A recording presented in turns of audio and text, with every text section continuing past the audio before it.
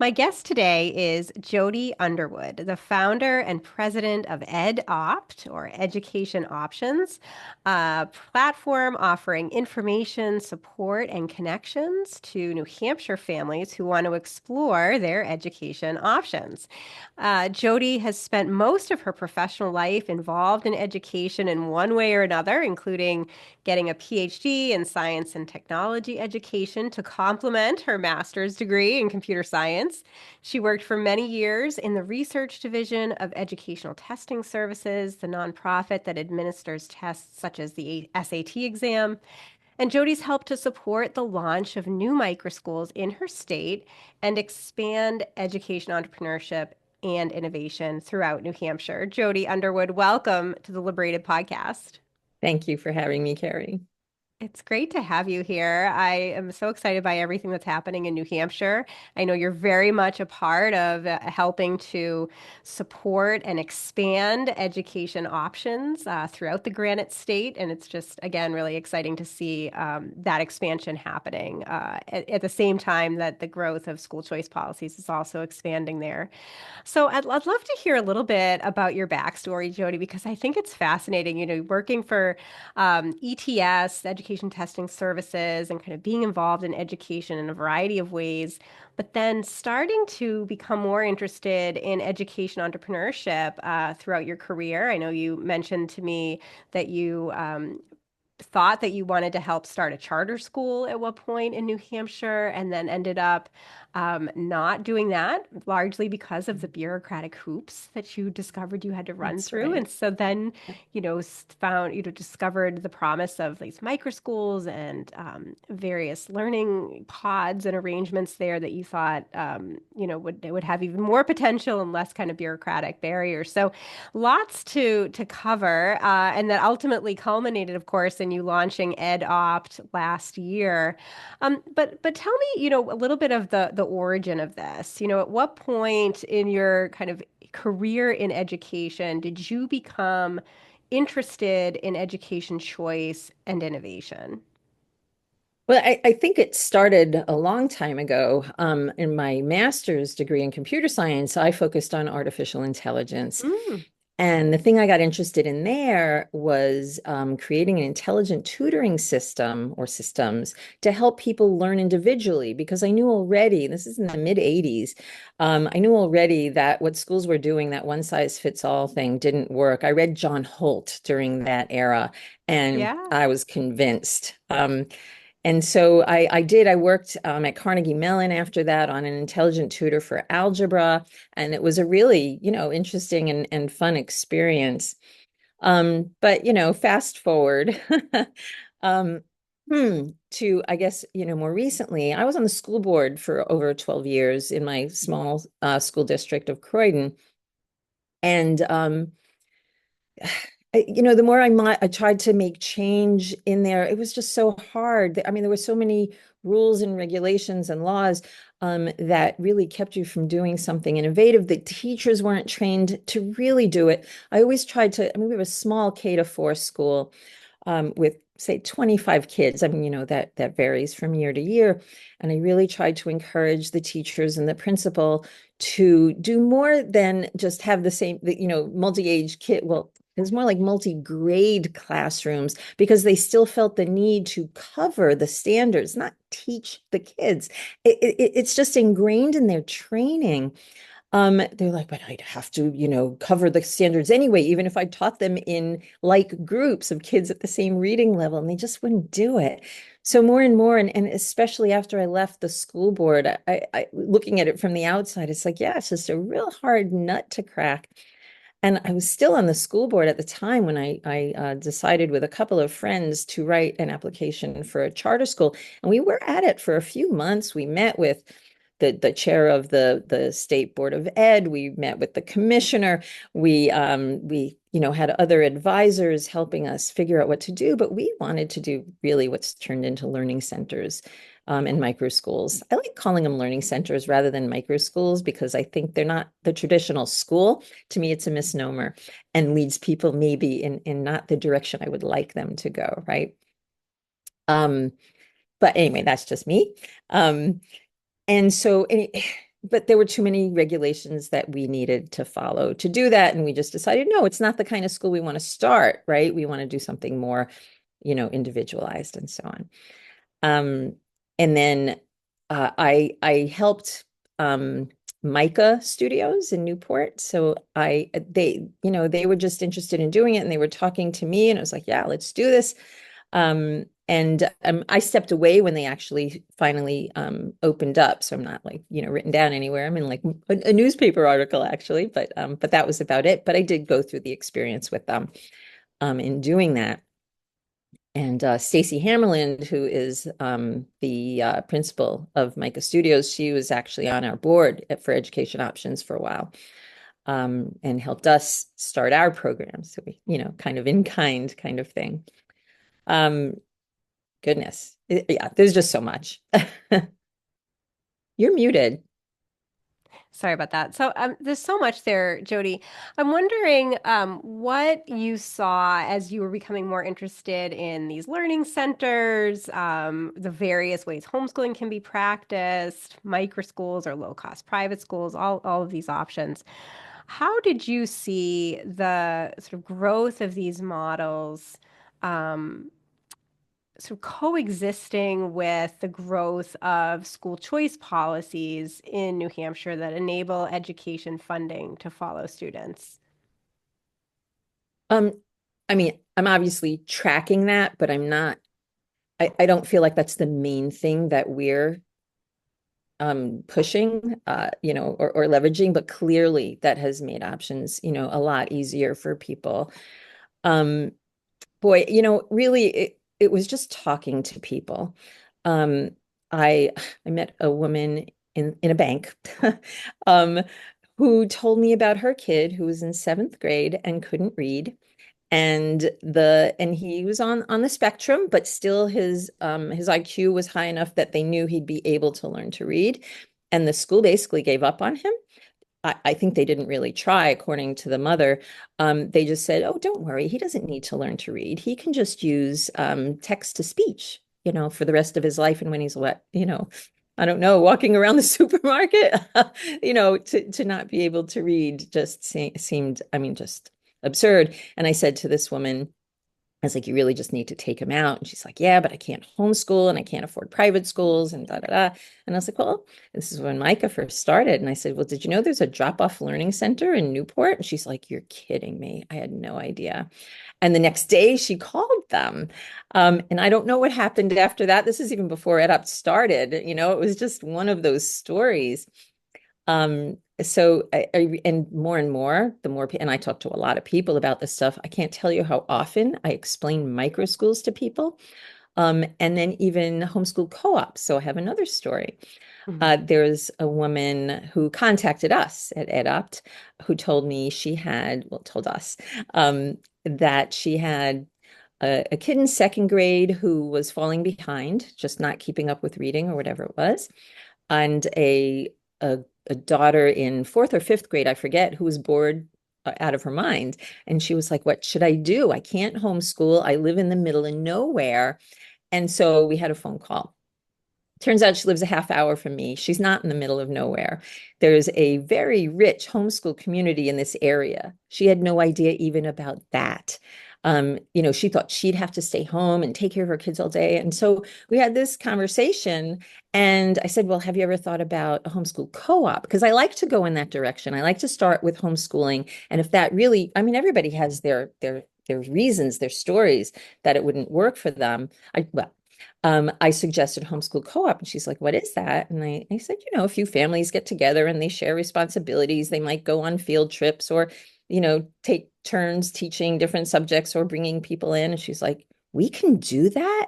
Again, I get these reactions all the time from people. She's like, so how do I set this up? And I was like, are you on Facebook? And she's like, I am. I'm like, oh, thank you, because that makes it really easy. The homeschool groups, the support groups, as far as I know, like the vast majority of them are on Facebook. So I told her what group to go to. She got in. I'm in the group. I saw her post. And within a couple of hours, four families were like, oh, I live in the next town over. I would love to do that. I have kids the same age. La, la, la, la, la. So things like that. So she was on her way. Yeah, so it sounds like that was sort of the foundation for you then creating EdOpt. Yes. Did you sort of see story after story of these families looking for alternative education options and not knowing they existed or how to find them? I guess what was the origin for that, Yeah, I creating the mean, organization? that was sort of that happened, now and then. My husband and I were just brainstorming about what we could do short of charter school or our own learning center. We just have one in the next neighborhood, next town. Um, yeah, I believe it was him. We're trying to remember exactly how it happened. He came up with this idea, like, because these people just don't know what their options are. And I brought the idea to a gathering of friends and I warned them in advance I'd be doing it. And I mean, the meeting was not for this purpose. We were, getting together and I was like, I'm going to run this idea by you. And about 15 people sat there listening and said, we should do this. And so it's like, well, okay. And I had an idea of what, the vision would be. And the vision was we'd have a website that people could explore. And we would do face-to-face expos all around the state so people can meet the education providers face to Mm. face. Um, and the final thing would be that we would have consultations with family. So that three-pronged approach.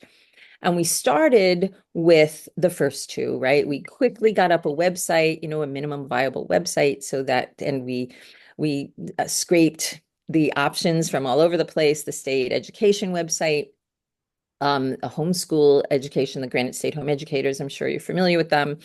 They have a very rich set of homeschool resources, so we got their stuff from them, all with permission. Um, and so we got started there, and then we started planning our own expos, right? Got to do it first ourselves. And and to do that, we made flyers, and we did it in the summer. And so we handed out flyers at farmers markets and art Mm. fairs and whatnot. I talked to hundreds of families, and this is where a lot of this stuff came, these stories came up. But the main thing I learned from that experience was that everybody is interested in this. No, Hmm. all right. There were two exceptions, but really, and nobody said, "Oh, this is a dumb idea." Everybody said, "Oh, what a really good idea. God, I didn't know we had this and that and the other." And so this goes across the political spectrum and economic, socioeconomic status. It goes across all of that. Everybody's interested. More and more people, and you probably know the literature, but more and more people are getting dissatisfied with their public schools and are looking at options. And they don't even know where to look. They don't know what the options are. Right. Well, I love this. If you go to edopt, edopt.org, and click on, find options near you, you can sort of see all these incredible programs available in New Hampshire. I'm sure that you're adding new ones constantly. It's such a dynamic space, which is what I think is one of the greatest strengths of the sort of decentralized, innovative education landscape. It's very dynamic, very personalized, and families are able to find just what they're looking for. I'm curious what it's been like, Jody, over the past year since you've launched. What have been some of the successes, some of the challenges for you with this organization? Sure. So we had two expos in August. Finding the right day and time was the first challenge of doing Okay. the expos. So we did a weekday evening and a Saturday morning, and weekday evenings seemed to rule. We did it twice that way. But after we did that, it was like, all right, how do we grow? So I held what I called a growth meeting and invited people from all over the state to see if anybody wanted to do expos in their area. And I ran through the process with them, and we got 3 volunteers out of that. And so we ran 3 more expos where they ran them, but we facilitated and guided. And I mean, look, we provided them with lists of people in their regions that they could contact to come have tables at their expos, right? The providers. And so we had one expo in Manchester, one in Peterborough, and one in North Country. So that worked out. really well. And again, somebody wanted to do a weekend. It's like, we just did one. We can't say definitively that a weekend is not a good time, but guess what? It still wasn't a good time. We had the fewest number of people show up, attendees show up to our weekend ones. So I think I'm still being pretty strict about the weekday one, but if, you have to, you have to, and we'll, collect that data. Yeah, Um, that's good advice for others, sort of thinking about doing something like this in their own states. Maybe weekday evenings are better given your experience, but experimentation is so much a part of that that's right. startup process. And That's what right. about parents visiting the site or providers wanting to be included in the site? How is that working? Right. Providers love to come because they're always looking for people. Um, and even when we had small attendance, and we have not had huge attendance yet at any of them, but everybody still felt like it was a really good start. We have to learn how to market. This is going to be our biggest hurdle. How do we reach families with kids in school? So, the first round has been really to homeschoolers and liberty-minded people that we know already. And not just, word of mouth, not just my friends, but all the organizers' friends. Many of them actually were homeschooling parents, and they found this, a good thing to do. Um, and so we've brainstormed. We've had surveys at all the expos, both for the attendees and for the providers, just to see what their experiences were and how to, enrich in them. Is that a word? Enrich them. Um, and still, I mean, it's a challenge. Some people suggested that we go to, like, when parents are picking their kids up from school and they're in lines in their cars, just go to your local schools and hand out flyers there. So I'm hoping that our organizers will be doing that and other similar things for these next set of expos that we have planned for the spring. Yeah, people keep stepping up for this to do it. So we already have expos for the spring planned. We have one in a week next Monday evening. A Montessori preschool is organizing it, and they're having an open house for their preschool as well. So it's a nice mixed thing. Um, on Facebook, about 20 people said they're going to come. You never know. We'll see what happens, and that's actually a fairly good number, better than we've had before. But, so actually Manchester hit about that. But again, we expected a lot more. And 40 people said they were going to come on Facebook to that one, and only half showed up. So it's so hard to know. We're trying to get them to register. They're not really doing it. There's no need. One lesson learned we had was we need kid activities. We didn't have any at our first ones, but we did at the next ones, and food as well. And just to let people know there would be snacks and things for kids to do to bring the kids as well. So that's a definite for all of them now. And then this organizer in Ware, so that one next week is in Ware, New Hampshire. She had the idea to have her education providers bring the snacks, which is great because we're not even charging them to come. So this is sort of their charge to do that. So people will be more likely to come. So we'll see how that goes. And then we have one a Yeah. week.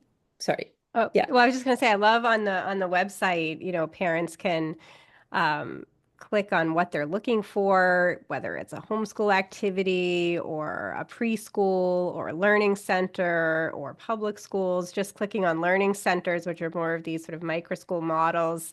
See a lot of familiar names here, the Kai Pod programs that are available in New Hampshire. There's Micah Studios that you mentioned, the Harkness Mhm. House in Nashua, that I featured on the podcast. So there's just, some really great programs, some action academies that are in New Hampshire. Just great for families to be able to see what's available to them. And, to me, this is sort of the future of connecting families and founders. It's these grassroots organizations like yours, hyper local, that enable families and founders to find each other. Partly because why I think it's so important is because this is such a dynamic space, right? There's constantly programs being added or programs maybe going away. And to be able to kind of keep the site fresh, you need someone like you who really knows what's going on. And I often hear, sort of on the national stage, organizations thinking that they want to create a 50 state um, uh, website or some kind of platform to connect families and founders. And, more power to them. Experiment in any way possible. But to me, the magic really happens with organizations like yours. And we see that. I think about microschoolflorida.com in Florida. I think about options for education in Southern Oregon. I think about Wichita Innovative Schools and Educators in Kansas. These really hyper local organizations that to me seem to be having the biggest impact in connecting families and founders. I wonder if you could speak to that, Jody. What do you think about sort of these more centralized models and maybe some of the grassroots models that yours is modeled after? Right. I mean, I know New Hampshire. How could I do it anywhere else, right? That's the Yeah. big thing. And I know so much about New Hampshire, the laws and whatnot, the school systems, yeah, I can even help families navigate those, right? Um, excuse me. And in the beginning, we were thinking that we would start in New Hampshire and then we would build out. I was on a radio show that was it was based in Vermont, but in the Upper Valley of Yeah. Vermont, New Hampshire, and so they get listeners in New Hampshire as well.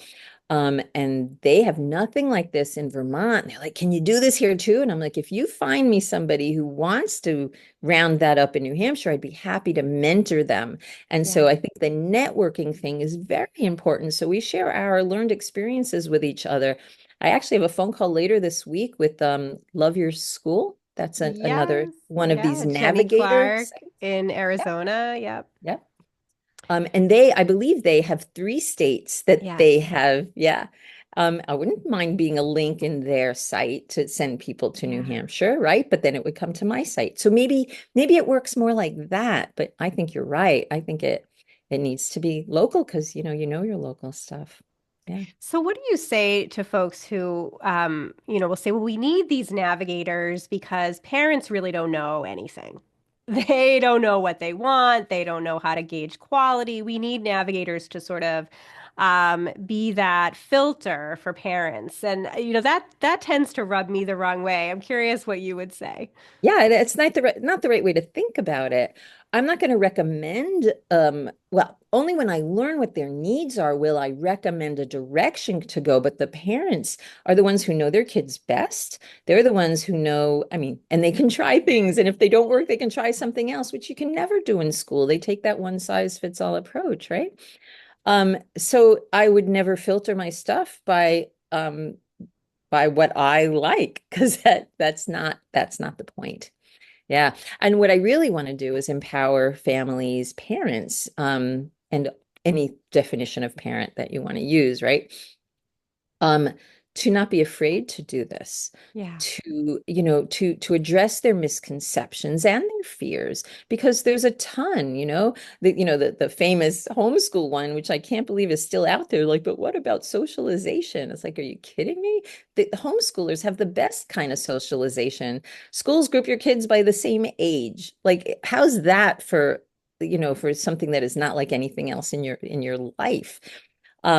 I mean, homeschoolers know how to do it. They just do. And so if you can find, and I would help them find a local Mm. homeschool community, talk to them. See, um, in fact, at our expos, in our first two, we had a couple of tables with homeschoolers at them, and people asked for more because they wanted to see the different ways people do it. Like, if that approach didn't work, they shouldn't decide not to homeschool. They need to realize there's more than one way to do it. So yeah, So, what are you hearing are some of the top motivations for families to consider these alternatives? You mentioned talking to a family who hadn't really known about homeschool co-ops as a thing. What are you hearing from families in terms of what's drawing them to some of these options? oh, well, I mean, there's these what are these like notorious ones? It's more like, why are people leaving the public schools, right? Yeah. Um, and I have a list, so give me a second. A Um, list that you've been like sort of capturing some of these thoughts and sentiments. yeah. Yeah. Well, Yeah. I'm gonna be doing a presentation next month at Liberty Yeah. Forum, and so I'm starting my presentation. Um, Terrific. We get a little yeah. preview. Yeah. And I've been invited to talk to a Republican committee in a couple of weeks, actually. So Great. I have a lot of reasons to put these presentations together. But the main ones are the safe environment. They don't Mm, feel that their kids are safe in school for so many reasons. mm, Religious and moral instruction, this whole thing with the books about trans kids that are somewhat pornographic that a lot of families really don't like, and they have no voice in the schools. And they feel that too, where they're, the parents aren't respected their rights of, raising their kids. So the schools just don't listen to the parents and what their preferences are. Certainly the better academic quality, the kids who are told, the parents are told that their kids are doing great in reading, only for the parents to find out that their fourth grader is reading at a first grade level. Is that great? Why aren't they being told the truth about what's going on in school? So they're frustrated with that. And then oftentimes also it's for special needs students who aren't getting the services that they need in the way that they need them. Sort of like this one parent whose kid isn't learning to read in the seventh grade. He's special needs and he needs special attention. They're getting a ton of money to work with this kid and they're still not succeeding. I know mm, many families who have I mean, so many stories, whose kids were put on drugs in school, only to learn that when they took them out, that they didn't need the drugs. They needed to run around more. I mean, especially the younger kids. Oh, that's a whole nother level of things. How many kids are in school before they're and being forced to sit down and learn to read and do these other things when they're not developmentally ready? How many of those kids are given IEPs just because they're not developmentally ready to do something? Just there was one teacher who had a reputation for any kid who didn't pass a test in her class to recommend them to get a special needs assessment for mm. those kids. So she didn't reflect to say, well, maybe she wasn't teaching them well, maybe her test wasn't fair. She just immediately did that with them. That was a rumor. So I don't know how true it was or complete, but these are the stories going around. Yeah. I'm so curious, Jody, about your background working for ETS, Educational Testing Services, and sort of in the standardized testing world, and now in the learning center, microschooling, innovative education space, which, some of these programs do still embrace standardized testing, others use it more sparingly. But how do you sort of connect your, professional background working at ETS and now this emerging space? Where do you see standardized testing playing into that? Sure. Well, I'll start with one experience I had Yeah. at ETS. So I was in the research and development division, but I did work on some tests, and they were eye-opening. Hmm. Um, and I won't even get into that, but because those would take forever. But I was working there when No Child Left Behind got passed. And everybody was cheering. And the only thing I could think, I didn't know I was different then, but I learned it. The Very only thing I quickly. could think was, yes, oh, wow, no child left untested. That's where this is going. And that's what Interesting. I called it too. And it's Wow. And you were true, right? spot on. Oh, Yeah. I was, right? Yeah. Yeah. Yeah. Yeah, and was that your sense? I mean, this is something when I talk to founders, they'll often say, especially if they had been conventional school teachers in the 2000s or early 20 teens, they'll just say that the outsized role that testing took in their classrooms just became too much to overcome, that it would really sort of stifle their creativity as educators and really stifle children's creativity. And it sounds like you sort of saw that coming from the very earliest moments. Yeah, I don't even think I thought about the teachers. I just thought about the kids, but you're absolutely Yeah. right. They lose people who would otherwise be fantastic teachers because they're limited in what they can do. They need to prep them for tests. And I think that has gone away a little bit, but it used to be that most of the year they were just training them to take tests rather than actually teaching them. You know, I'm not against a good test. Yeah. If it's really good, then well, why not, right? Um, But how do we know these are good tests? We don't see continued research to see if they're actually valid and reliable tests. I mean, ETS will tell you they're doing that, and College Board will, but I challenge some of their conclusions. I challenge a lot of the education research that is going on. Small ends, and how do they justify these results? Um, but at the same time, as a taxpayer, where my money is being used to support public schools and EFAs as well, honestly, all right, education freedom accounts is what we call them in New Hampshire. Um, don't we need some kind of accountability for what's going on? And so tests have been one of those things that people use. Give me something better, because we do need Yeah. accountability, Yeah. right? Interesting. Yeah. And, one of the things I think that could be sort of a data point for skeptics of homeschooling or various homeschool collaboratives or some of these low-cost private schools that are sprouting are data that we've seen come out around standardized testing and outcomes that show that homeschoolers and privately schooled students, outperform public school students. I think about ACT, the ACT.org that administers the ACT college entrance exam that has kept data dating back to 2001. And they find consistently over the past, 2.5 decades now that homeschooled students and private school students outperform public school students on the ACT exam. So it's sort of a good data point for those of us who believe in options beyond a conventional classroom to point to say that, even on conventional measures of success, students are doing well in these alternative environments. And absolutely, I've seen the same results. Um, and then you have to wonder why. So for Hmm. both of the cases, for homeschooling and for private schools, the parents have taken a very proactive approach to their kids' education. And I won't say their schooling, but I'll say their Yeah, education to make yeah, that distinction. And studies have shown over the decades that parents who are involved in their kids' education, the kids perform better because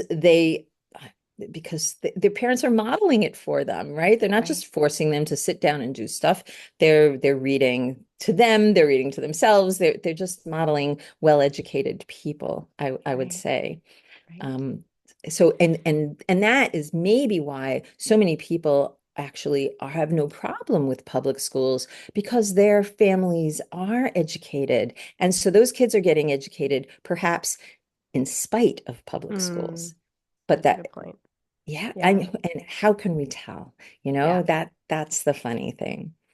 But So then Jody, sorry, can go I ahead. add one more thing though? The Yeah, NAEP please. NAEP test, right? The National Assessment for Educational Progress, they've had data since 1970, and it's flatlined since 1970. What about before? Probably similar. Um, Scores have not changed. About 50% of the kids perform below grade level. They call it proficiency, but they don't define it well. And then you see these, oh my goodness, you see the results that they publish that show, Massachusetts is number one, New Hampshire's in the top 10. True, but they're still getting 50% of their kids. They're not showing the full range of scores. And pay attention next time you see these. Um, if you put in the full range of scores, you'll see that all their scores fall in a very small range, and they're all not so good. And that Hmm. includes the number one state, Massachusetts. So we like to say that New Hampshire is one of the least worst Yeah, states you're right. in education. Yeah, and you mentioned NAEP. That's sometimes called the nation's report card. It comes out with data nationally every couple of years, right? Showing the sort of stagnating academic achievement despite millions and millions and millions of taxpayer dollars going into public schools over the past several decades. And more and more and more money. Yes, I mean, Yeah, that's skyrocketed since right. 1970. There's a famous chart that's been published, right, Yes, by Cato. yes, Yeah. yeah. No, it's fascinating.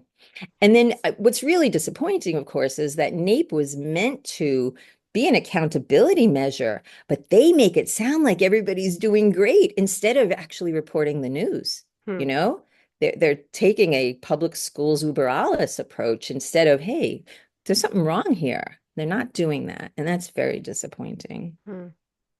So where do you think all of this is going, Jody, from your perch in New Hampshire and seeing the success and growth of EdOpt over the past year? Where do you think we are in terms of the movement towards more innovative educational models and more options for families? Where do you see this going over the next, say, 5 to 10 years? 5 to 10. I hope more and more families homeschool their kids. I hope more people create learning centers to give places for those people who aren't happy with schools, to give them a place to go because you need that, right? If we have one learning center in our region, and they're pretty much full. They can't handle any Mm, more kids. So, we need more of them and hopefully well, one of the things we're trying to do is encourage entrepreneurship. So, I've talked to a number of people who run learning centers in New Hampshire, and they're all very willing to be part of a network to mentor people to create their own. So we mentor people to do expos to start, and everybody was like, "Oh, that seems pretty straightforward." Like it could seem really hard and complicated, but it's not. I'm not saying it's not a lot of work, but I am saying there's a way you can do this to start, and then you figure out, how to make it better. And we're going to do the same thing for learning centers. We're going to create what we might call, a business in a box for a learning center. yeah. What are the tax things you need to be aware of for, this situation or that? As well as giving them a network of people to talk to ask questions to, and get advice from. It's terrific. So, Jody, if my listeners and viewers want to know more about EdOpt, connect with you, maybe find a school or space in New Hampshire if they're listening, or who are curious about creating something similar in their own communities, what is the best way for them to reach you? Sure. I mean, you can just go to our website, adopt.org. There's a contact us page, and it will shoot me an email. So that's easy. You can also send an email to info@adopt.org. Those are the easiest ways. And you're on And Facebook too, right? we EdOpt. are, Yep, yes. great. Yep. And you should be able to find us easily with Adopt. Yep.